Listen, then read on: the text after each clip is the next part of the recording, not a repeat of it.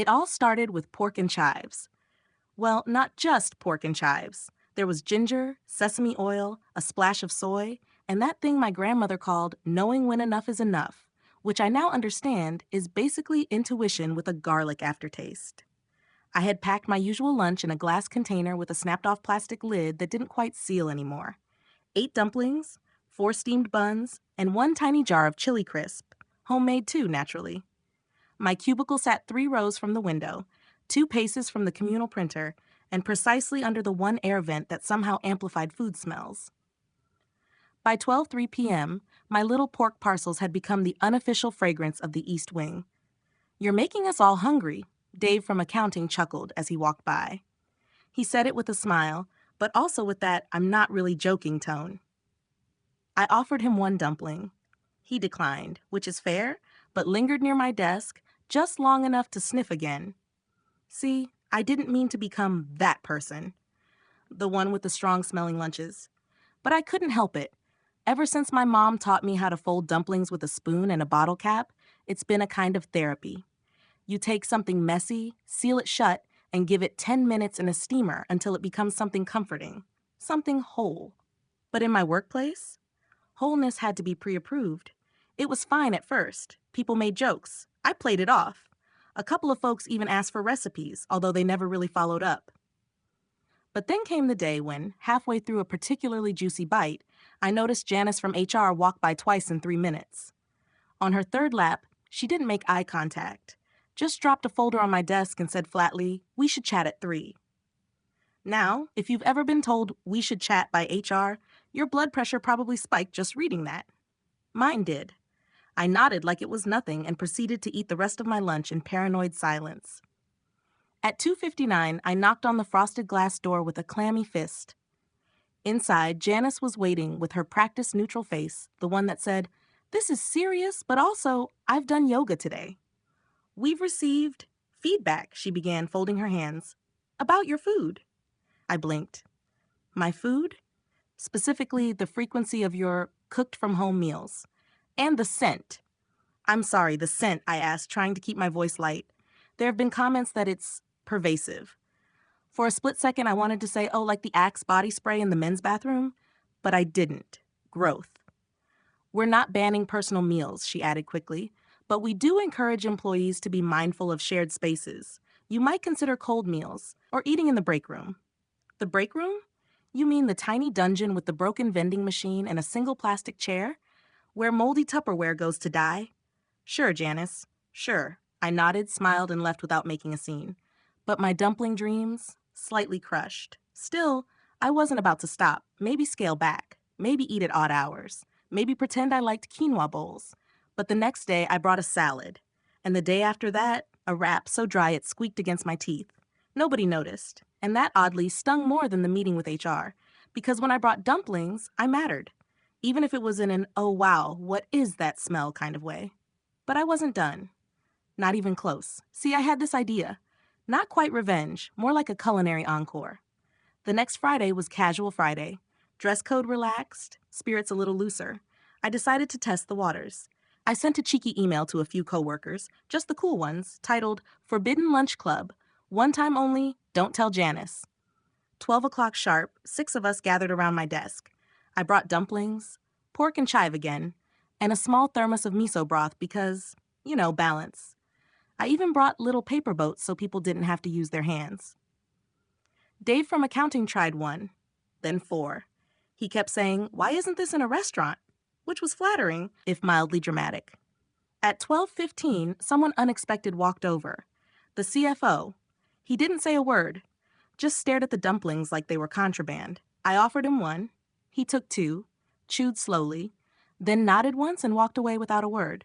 That's when I knew something was coming. I just didn't know who it would be. By Monday, I figured the dumpling incident had passed into legend, or at least gossip. The kind of thing whispered at the water cooler in lowercase letters. "Did you hear about the dumpling girl?" Apparently, the CFO had seconds. I wasn't sure if I should feel proud or scared. On one hand, no one in upper management had mentioned anything. On the other hand, no one in upper management had mentioned anything. Then came Tuesday. A catered lunch announcement pinged in our inboxes around 9:42 a.m. Subject line, New Professional Lunch Standards. There was a logo, a hashtag, a cheerful paragraph about respecting olfactory boundaries and inclusive palates. Basically, no more rogue dumplings. Instead, lunch was being provided, corporate style. We had harissa turkey wraps, grilled kale paninis, and something called a Southwest Buddha bowl that tasted like wet cumin. No offense to cumin. I sat with my sad fork twirling beige quinoa like a poet in mourning. Dave from accounting gave me a sympathetic glance. You started a movement, he said deadpan. Now we're being punished. I grinned, but my appetite was gone. The food had no soul, no crunch, no snap of pickled radish. The real kicker? HR had printed a flyer with tips for professional eating. It had things like avoid overseasoned meals and minimize cultural distinctiveness for workplace cohesion. I mean, yikes, I wasn't mad. Not yet, just defeated. But dumpling people? We don't stay down for long, so I made a new plan. A quieter one. I'd host one final lunch, not for everyone, just a few faithful coworkers. Friday, same place, no flyers, no email, just a whisper in the elevator. Desk 3B, noon, bring your own bowl. I spent Thursday night in my tiny apartment rolling dumplings with headphones on and a glass of wine nearby. Pork and shrimp this time. With a little lemongrass just to mess with people's expectations. At noon sharp, the regulars gathered. Dave, Priya from marketing, even Tomas, the intern who barely spoke English but gave me a thumbs up and pointed at his stomach. I served them with ceremony. Bamboo steamer open like a treasure chest. Steam rising, soy sauce glistening. We kept it casual, quiet, we laughed, we whispered like we were kids passing notes in class. That's when the elevator dinged. Out stepped someone I'd never seen before. Elegant, older, sharp gaze. Gray streaked into jet black hair like she was born with confidence. She wore pearls, but not the timid kind. These were the pearls of someone who told chefs to redo their souffle. And she was coming straight for my desk. We froze. Tomas had a dumpling halfway to his mouth. Dave made a tiny whimper. I adjusted the steamer lid like it was armor. Smells like someone still remembers how to cook, she said, with the kind of dry amusement that made you unsure whether to thank her or duck. She didn't introduce herself. She didn't smile. She just pulled out my extra chair. Yes, my extra chair, and sat down like she owned the building. Then, without asking, she picked up a dumpling and popped the whole thing into her mouth. No sauce, just full send. We watched in absolute silence. She chewed thoughtfully, then nodded once like a royal decree. Chive forward, she said. Good wrapper integrity. Steam distribution's uneven, though. I opened my mouth, then closed it. She reached for another. Dave leaned over and whispered, Should we call security? No, I whispered back. We are security now.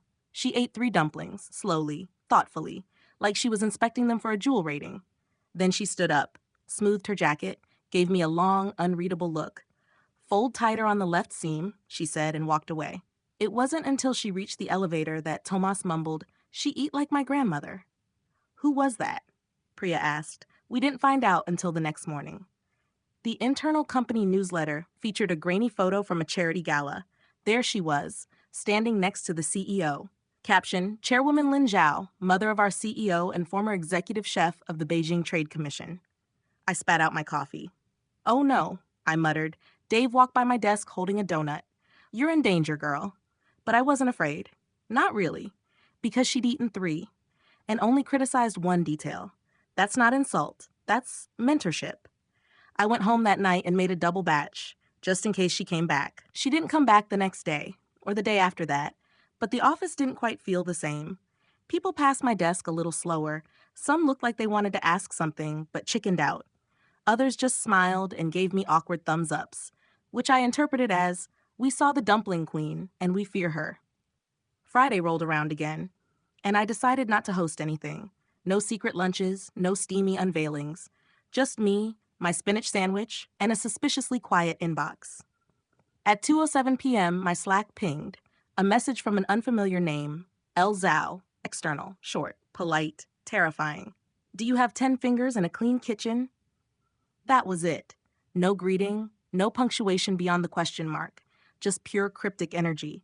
I stared at it for 5 full minutes before replying with, yes, and an extra pair of slippers. A few seconds later, I'll be there Sunday, noon. No address confirmation. No explanation. Just a sudden, inescapable truth. I was hosting the CEO's mother for dumpling lessons in 2 days. I spent Saturday scrubbing.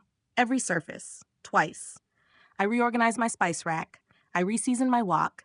I even lit a cinnamon candle I instantly regretted because it clashed with the soy sauce vibes.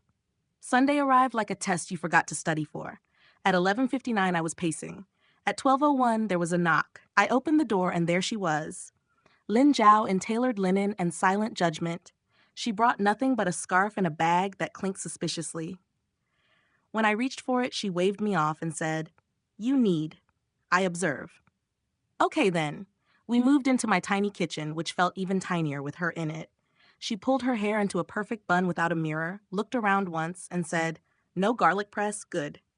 We started with dough. She watched me pour flour like it was a sacred act. When I added hot water, she nodded approvingly. When I used a fork to bring it together, she actually winced. "Hands," she said, pointing. Always. So I abandoned the fork. I worked the dough in silence while she unpacked a small jar of something that smelled like sesame oil and mystery. She set it gently on the counter like it was a family heirloom. "Fermented radish from my brother," she said, as if that explained anything. We made the filling together. Pork, shrimp, ginger, garlic, the fermented radish. She didn't measure anything. She just felt it, eyeballed it, tasted raw bits and nodded, occasionally muttered, "Too soft" or "needs bite." And when it came time to fold, that's when it got real. She sat across from me with a stack of wrappers, folded one with such speed and grace, I thought she'd conjured it from thin air. I tried to match her. Mine came out lopsided and bulging like a bad origami fish. "No," she said, "not sad taco, dumpling." I laughed. I couldn't help it. She didn't smile, but her eyebrow twitched. I counted that as affection. We kept folding and folding. 10 wrappers, 20. I lost count after 30. My fingers ached. Her pace never slowed. At one point, I caught her humming, some old folk tune, half whistle, half breath. It was strangely calming, like a cooking ASMR loop but with ancestral judgment. We steamed the first batch in silence. When the lid came off, the scent filled the room. Garlic, radish, that quiet hit of shrimp. She lifted one dumpling, bit it, chewed for a full 5 seconds, then turned to me. "You're not precise," she said. My stomach dropped. "But you're honest," she added. I wasn't sure what that meant until she handed me another wrapper. "Again," she said, "this time close your eyes." I did, and the fold felt different, smoother, less about lines and more about feeling where the dough wanted to bend. "You're cooking for comfort," she murmured, not approval. That hit deeper than it should have. We finished the batch, ate in near silence. I think she had 6, I had 4. There were none left. She stood to go. No hug, no thanks. But at the door, she paused. "That chili oil," she asked, "yours?" I nodded. "Too much star anise, otherwise very good." Then she was gone. I closed the door and let out a breath I didn't know I'd been holding. No autograph, no Instagram moment, just a masterclass in folding and the gentlest scolding of my spice ratios. And yet, something had changed. Not in her, but in me. I was just the dumpling girl anymore. I was her student. Monday morning felt different.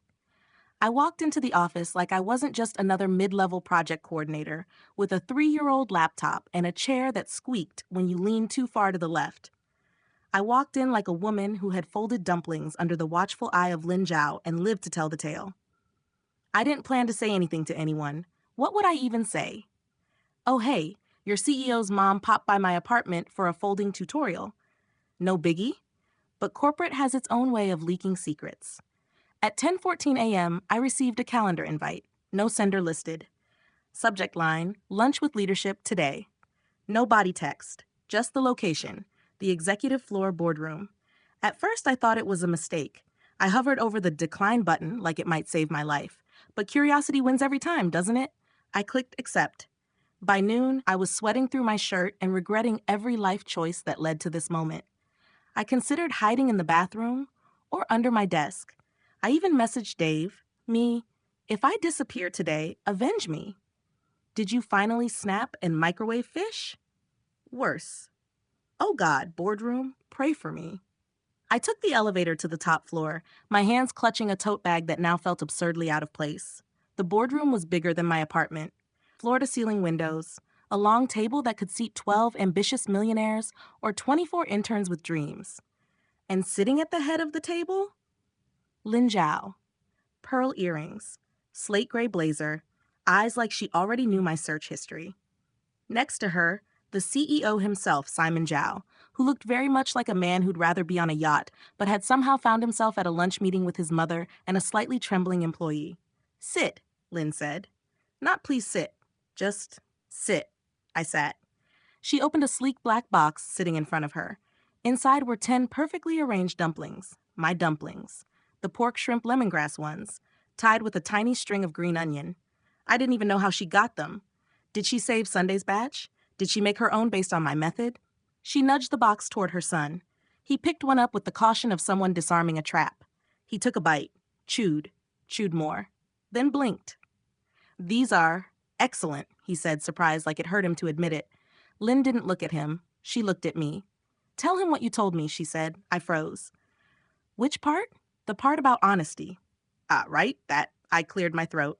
I said I cook for comfort, not approval. Simon tilted his head like he was scanning me for marketing potential. Comfort, he repeated. Interesting. You know, our corporate wellness team has been looking into non-traditional engagement strategies. Lynn made a soft noise, which I interpreted as, finally, you're listening. He continued, would you be open to consulting?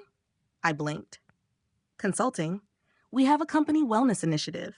Nutrition, team building, diversity, whatever helps people feel less like office furniture. Your approach could be useful. I didn't know whether to laugh or faint. One dumpling lunch, and suddenly I was being asked to join corporate wellness programming. I tried to sound normal. What exactly would that look like? Simon leaned back in his chair, warming to the idea.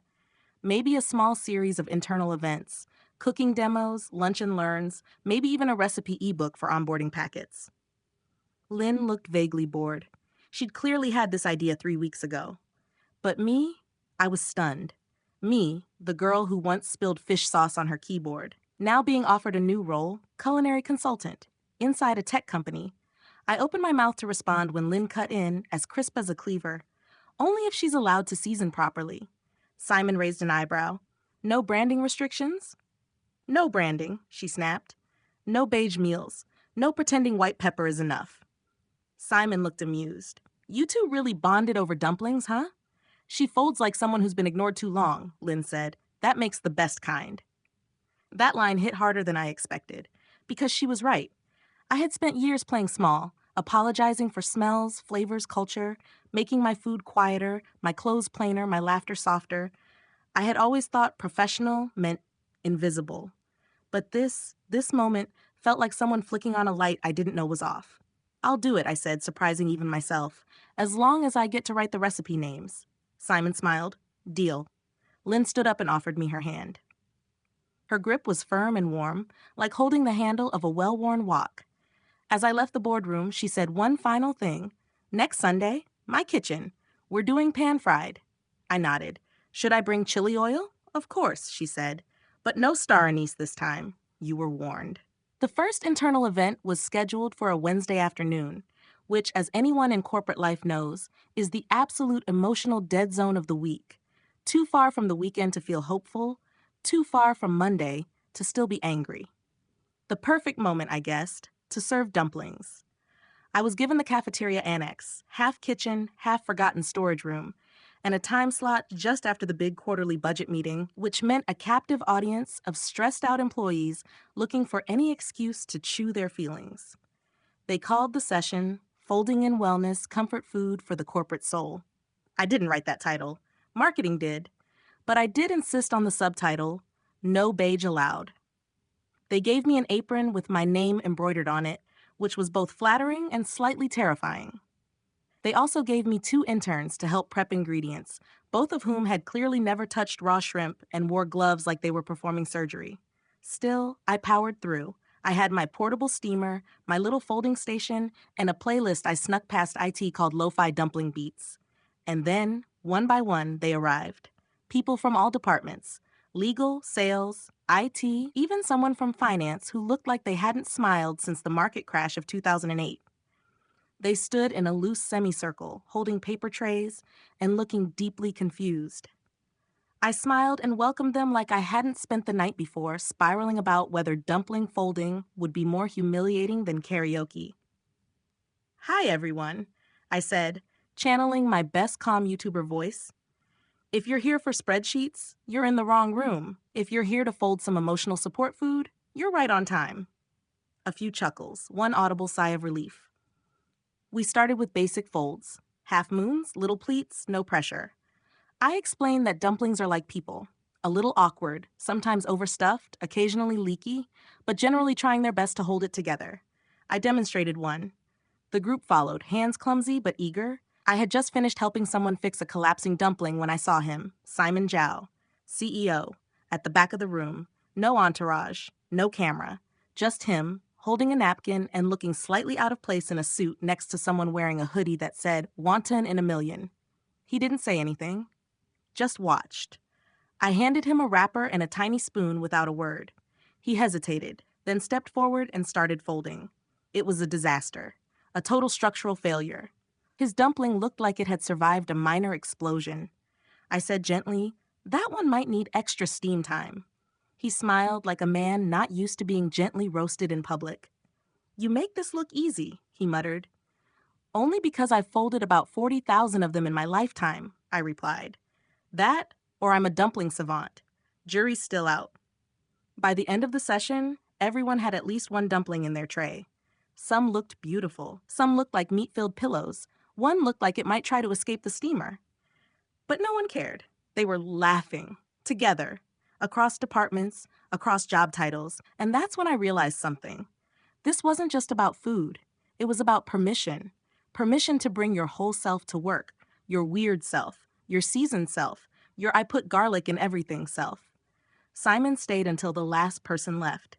As I packed up, he approached me, holding his flattened disaster dumpling like a trophy. "My mother would have scolded me into oblivion," he said. "She already did," I said, smiling. "You just didn't hear it." He laughed, then looked thoughtful. "We're opening a new employee center," he said. "Would you consider running more sessions there? Maybe something regular?" I blinked. "You want me to teach dumpling therapy full-time?" "Not full-time," he said. "Yet." "Do I get to name the events?" He nodded, then yes, but only if I can call the next one Friday Feelings. That made him laugh. Full, real laugh, the kind that sounds like a Friday afternoon. We shook on it. That night, I went home smelling like ginger, sesame oil, and a little bit of burnt onion. My fingers were sticky with dough. My heart was full. And for the first time in a long time, I didn't feel like I was too much, too loud, too flavorful, too anything. I just felt like myself. Whole, folded, steamed, seasoned, exactly the way I was meant to be. After that first folding session, my calendar filled up faster than free donuts disappear from the office kitchen. What started as a one-off event turned into a monthly series, then bi-weekly, and before I knew it, I had a regular slot every Thursday titled Lunch and Fold. I even had a waiting list to fold food. People brought their own aprons. Some brought family recipes. One guy, Ravi from the product team, brought his grandmother's masala mix and insisted we make dumpling samosas. They were ugly as sin, but they disappeared in under 4 minutes. At some point, someone printed a poster of me holding a dumpling like it was a sacred object. It said "more than a wrapper" and hung in the break room next to the HR bulletin. Ironically, no one read the HR bulletin anymore. But it wasn't just about food. Something started to shift. Teams that used to exist in silos now shared snacks. People started potlucks again. The break room fridge stopped being a zone of passive-aggressive notes and became a communal space where things actually got labeled. One Thursday, a junior developer named Alice brought her Korean mandu recipe and shyly asked if she could show the group. I stepped back, let her lead. She killed it. Afterward, she whispered, "My parents always said I should be a lawyer, but this feels right." That hit me harder than any chili oil ever could. Even Simon dropped by more frequently, always folding terribly, always staying until the last dumpling hit the steamer. Once, he even brought a guest, his teenage daughter. She folded 3 dumplings, gave me a nod of approval, and left with a box of frozen extras labeled "emergency only." But the most surprising moment came 3 weeks later. It was mid-session. I was helping someone patch a tear in their wrapper, a metaphor, I joked, for every bad relationship we've ever had, when I noticed Lin Zhao again, standing just outside the glass walls. She didn't come in, just watched. I met her gaze. She gave the faintest nod and walked away. It felt like a final exam, silently graded. The next morning, there was a brown envelope on my desk. Inside, a letter with perfect handwriting on thick cream stationery. You've learned to fold without fear. That's enough for now, LZ. And underneath that note, her chili oil recipe. I stared at it like it was a map to buried treasure. The ingredients were simple: dried chilies, ginger, Szechuan pepper, oil, but the ratios were poetry. Nothing written like a measurement, just until the oil sings and when the ginger starts to whisper. Classic Lynn. I made the recipe that weekend. It was glorious. A little too spicy, but it danced on the tongue in the exact way her folding instructions did. Confidently, unapologetically. By the following week, I was invited to speak at a regional leadership summit. Topic? Culture through comfort, food as community in the workplace. I didn't have slides. I didn't bring charts. Just a tray of dumplings and a folding mat. I opened my talk with, if you've ever had a rough day and wanted something warm, soft, and just a little crispy at the bottom, congrats, you're human. That line made them laugh. But when I told the story of my first dumpling lunch, the smell complaints, the HR meeting, the uninvited visit from the CEO's mother, you could hear a pin drop. One woman in the audience teared up. Later, she told me she hadn't brought lunch from home in 6 years because her coworkers once mocked her curry. After the talk, she said she was making dal and bringing it in next Tuesday. With pride, she added. That was the moment I realized something bigger. It had never been about the dumplings. It was about the permission to bring flavor into a place designed to be bland, to make space, to be seen, to taste your roots and offer them up without apology. And somewhere between folding sessions and boardroom demos, I had become not just the dumpling girl. I had become a bridge. Between departments, between generations. Between the ghost of Lin Zhao's culinary legacy and the quiet hum of my grandmother's voice in my head every time I folded a seam. Every dumpling we folded together was a sentence. Every shared bite, a paragraph. And slowly, we were writing something new. Something far more delicious than any memo. The promotion wasn't a big ceremony or even an official announcement. It started with a new email signature, then a desk with actual drawers. Eventually, a job title, Cultural Engagement Consultant. But everyone still just called me the Dumpling Lady. Honestly, I preferred it. By now, we had 3 folding stations set up in the employee lounge. They gave me a small monthly budget for ingredients, which I stretched like dough. Turns out you can feed 30 people on 1 head of cabbage and a good deal of emotional support. We had rotating menus, Thai curry dumplings, Ethiopian-inspired lentil pockets, even a short-lived dessert dumpling experiment that involved Nutella, banana, and a fire alarm. It's fine. Facilities forgave me, eventually. But the best thing was watching how other people started sharing. Linda from HR brought rice cakes for Lunar New Year. Ravi hosted a Diwali treat table with cardamom chai. Priya did a yogurt bar for Holi that turned into a spontaneous dance party because someone accidentally played a Bollywood remix of the Lunch and Fold playlist. Even the interns weren't shy anymore.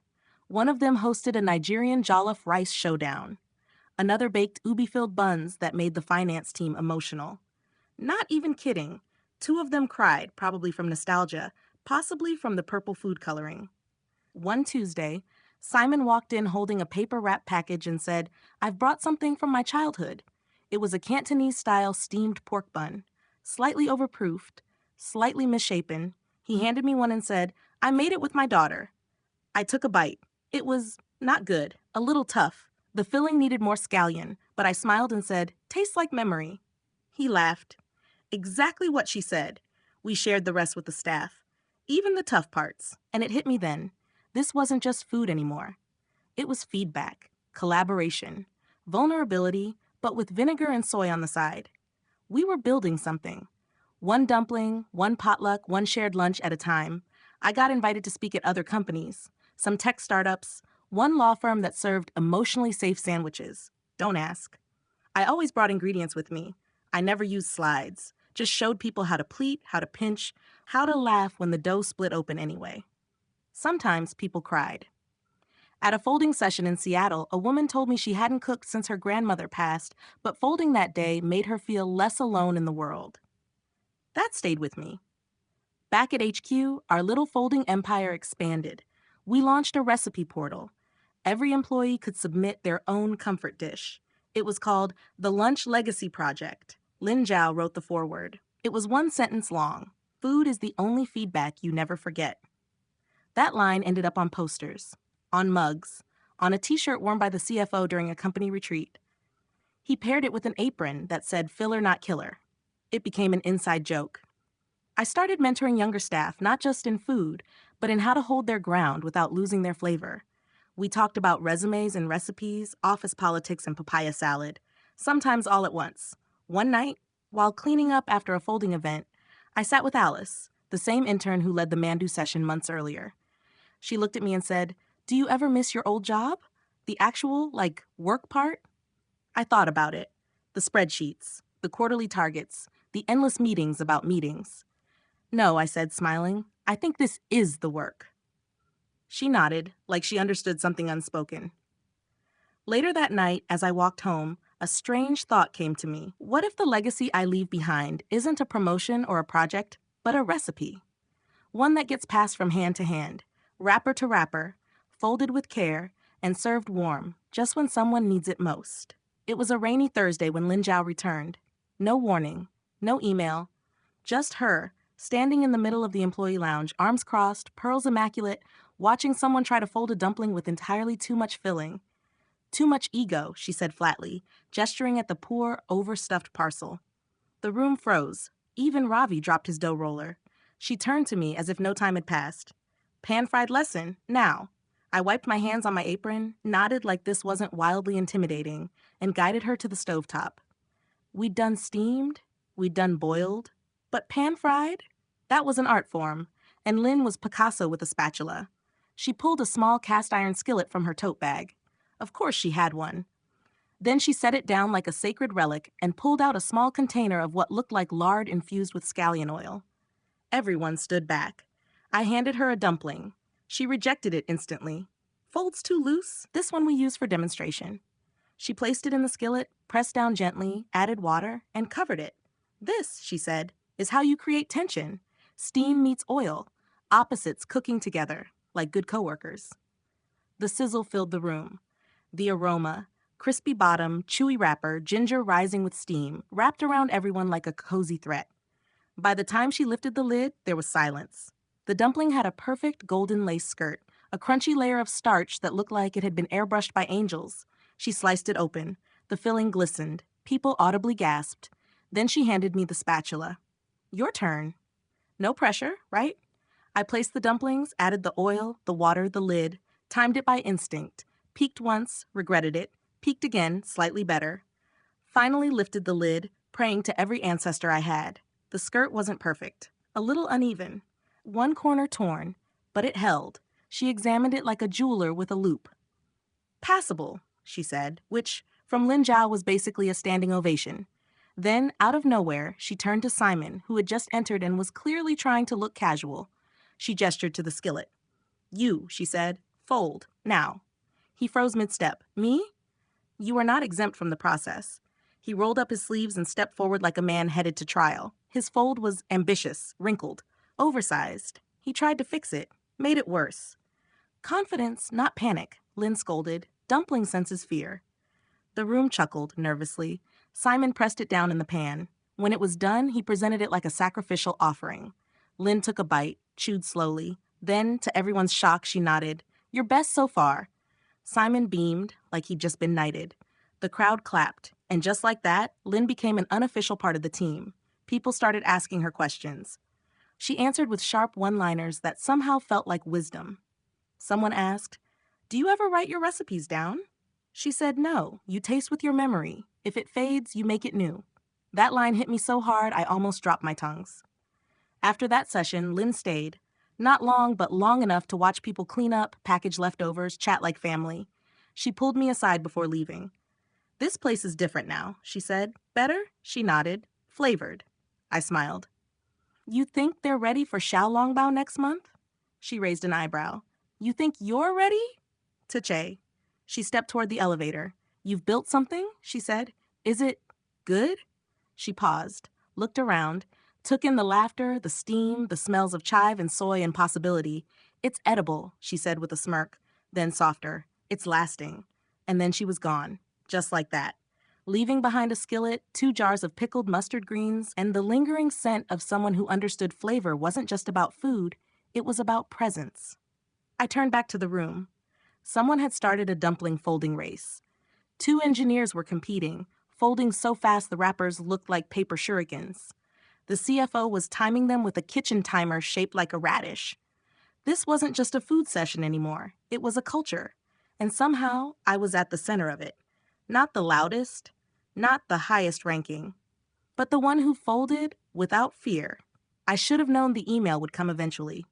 Subject line, Executive Wellness Proposal, Media Inquiry. It was from external comms. Apparently, word had gotten out. Somehow a photo of our Thursday folding session had made it onto a startup culture blog. The caption read, CEO's mother teaches dumpling diplomacy at tech giant, HR watches nervously. It had gone semi-viral. Not explosive viral, more like polite viral. Shared in LinkedIn posts, Slack channels, and one subreddit called r/workplacewholesome. Someone had turned my fold without fear quote into a motivational graphic with dumplings instead of quotation marks. Comms wanted to know, would I be open to doing a media feature? I stared at the screen. Was I? Really? Me? The same person who used to heat her lunch in 30-second increments just to avoid anyone noticing the scent? But then I thought about Lynn's words. You've built something. And yeah, I had. So I replied, yes, but I won't wear a chef's hat. Non-negotiable. The article ran a week later. The headline was cheesy but sweet. A dumpling a day, how food became the heart of workplace culture. They got my name right. They even quoted Alice, who said something so lovely I got misty-eyed at my own desk. She didn't just show us how to fold dumplings, she gave us permission to bring ourselves. The day it published, Simon called me into his office. No dumplings, no folding mats, just him, a manila folder, and 2 espresso cups that looked more decorative than functional. I think you should expand this, he said, handing me a packet. Beyond us. I flipped through it. Workshops, community partnerships, a proposal for public-facing events. Lunch and fold as a mobile experience. Pop-ups at universities, co-working spaces, even libraries. My head spun. You want to take this outside the company? He nodded. Think about how many places need something like this. A shared table, a shared task, something small but warm. I took a long breath. Are you offering me a new job? Not offering, he said. Asking. And just like that, I was the head of cultural engagement, which, let's be real, sounded like a title someone made up after 3 kombuchas, but I didn't care, because with it came a budget, a small team, and the freedom to take folding and flavor into the world. Our first external event was at a community college. I taught a room full of exhausted students how to pleat, steam, and taste memory. A grandmother and her granddaughter attended together. The grandmother didn't speak English, but her hands, they folded like poetry. Her dumplings had crimped edges that could win awards. The granddaughter translated, she says you fold like someone who never liked rules. I laughed. She's not wrong. We held more events, one at a library where someone brought pierogi dough and folded it like it owed them rent. Another at a mental health center where a therapist told me, folding is a form of grounding. I started documenting recipes, not like a cookbook, but more like a journal. Every fold came with a story, a lesson, a joke, some grief, some healing. The company turned the collection into a printed keepsake, Folds and Feelings, a dumpling memoir. Inside the front cover, a short note from Lynn. Good rapper, better voice. I cried when I read it, quietly, in the kitchen, over a jar of chili oil. Even Dave from accounting asked for a signed copy. Not to brag, he said, but I was at the original lunch, pre-famed dumplings. I told him his loyalty would be rewarded in extra crispy bottoms. These days, my life is a mix of meetings and rappers, strategy sessions and sesame oil. I give talks with titles like The Flavor of Belonging and Why Every Workplace Needs a Folding Table. People still stop me in the hallway to ask if I'm that dumpling person. I always smile and say yes, because I am. I'm the person who brought a steamer to work and accidentally changed the culture. I'm the one who got scolded for unprofessional food and ended up with a job title most people can't spell on the first try. I'm the dumpling lady, folded, filled, a little crispy at the edges, but warm where it counts. The last session I led at the office wasn't supposed to be the last session. It was just a regular Thursday, or so I thought. Same folding tables, same playlist, that comforting hiss of steam warming the air like a soft exhale. But there was an energy, something I couldn't quite name. Like the room had secrets.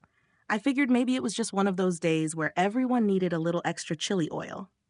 We were doing vegetarian fillings that day, mushroom and bok choy, with tofu that I'd marinated overnight in ginger and soy. The air smelled earthy and sweet. Someone had brought scallion pancakes to share. Someone else was trying to sneak in dumpling puns on the whiteboard again. Rap artists, filling stations, we bring the bow wow. Classic stuff. Then, mid-session, someone turned off the music. Weird. And suddenly, Lin Zhao walked in again. But this time, she wasn't alone. Behind her came Simon, the entire exec team, half of HR, and wait, was that the company's documentary team? I blinked. Did I miss a memo? Simon stepped forward, holding something behind his back like a magician. We figured we've had plenty of meetings about culture, he said. It's time we just tasted it. Then he revealed what he was holding, a plaque. It read, "The Dumpling Table, where community was folded, one wrapper at a time." I laughed, a short, choked up kind of laugh. Is this real? Lynn gave a nod that somehow said both yes and you earned it, without a single word. They mounted the plaque on the wall right above the folding station. Everyone clapped. I smiled like my face might split open. Alice handed me a tissue. Dave tried to start a chant, failed, and then just offered me a perfectly pleated dumpling. Then Simon cleared his throat. We also wanted to announce that this table isn't just staying here. It's going national. I froze. Excuse me?